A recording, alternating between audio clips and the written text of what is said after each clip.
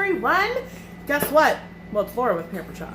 However, it's also Friday, and Fridays are great. So it's fun. Do you know what parenting is? Parenting is when you plan to do something with something in the fridge, and then you realize that your teenager's eating it. So you revamp, because that's what we gotta do. So anyway, reverse sear. Oh my goodness, I can't talk. Reverse sear steak. You ever done it before? You're gonna be amazed. Okay, so let's get going on this. So the first thing you do, you bake your steak. Now, I was in the Army, and we had baked steaks. That's not the same thing. Let me just tell ya. Okay, so here is what it looks like. Okay, now you don't sear it at first. You actually cook it.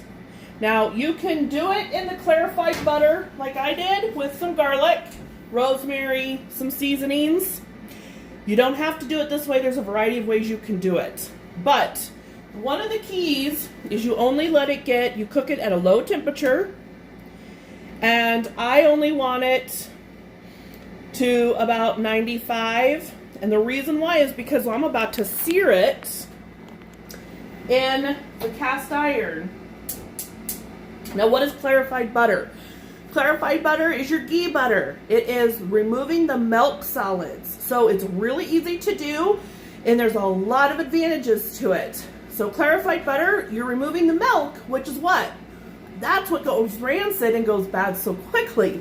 So when you remove the milk and just have your butter fat, your shelf life is longer, your smoke point is higher, and it actually tastes even a little bit better. So that's what's in the pan here, is clarified butter. Now, you can buy a jar of it at the store. It's about $6, or you can make it yourself.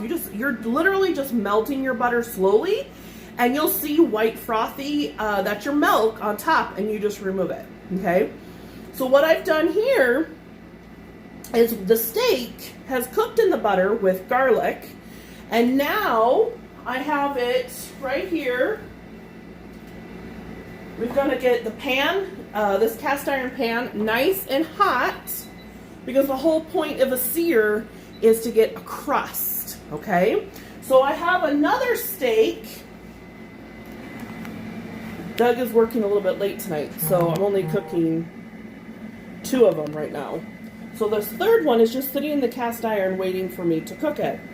But we're going to sear the other 2 here in just a second, okay?